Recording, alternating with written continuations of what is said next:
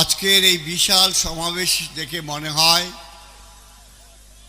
ধর্মপ্রাণ মানুষের মধ্যে এক জাগরণ এসেছে।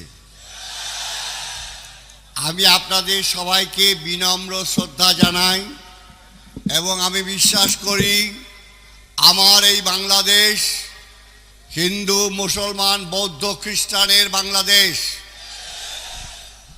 5ই আগস্টের পরে আমরা দেখেছি যখন হাসিনা সরকার পতিত হলো, এদেশের যে হিন্দুদের অন্যতম ধর্মীয় উৎসব দুর্গাপূজা, এই দুর্গাপূজাকে যারা সহায়তা দিয়েছে তাদের মধ্যে অন্যতম আমার প্রিয়, আজকে এখানে অনেকেই উপস্থিত আছেন, জামাত ইসলামের ভাইরা।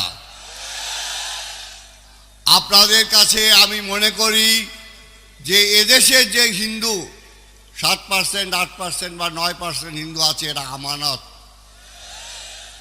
এদেরকে আপনারা সুরক্ষা করবেন, এটা আপনাদের আমানতি দায়িত্ব।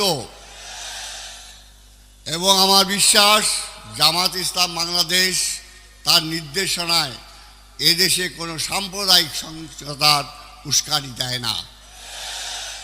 তারা এদেশের হিন্দুদেরকে যেমন নিশ্চিত করতে চায়, বৌদ্ধদের নিশ্চিত করতে চায়, খ্রিস্টানদের নিশ্চিত করতে চায়, সাথে সাথে তারা চায় এদেশে মুসলমানদের, ধর্মপ্রাণ মুসলমানদের শান্তি নিশ্চয়তা দিতে।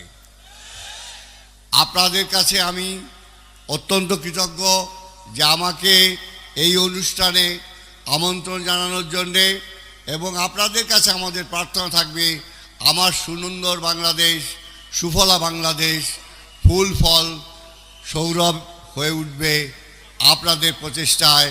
এবং আপনাদের কাছে এই প্রার্থনা রাখি, সবাইকে আবার আমি শুভেচ্ছা জানাচ্ছি। আপনাদের সকলের কাছে আমি আজকে উপস্থিত হওয়ার জন্যে বিনম্র শ্রদ্ধা জানাই। সবাইকে ধন্যবাদ।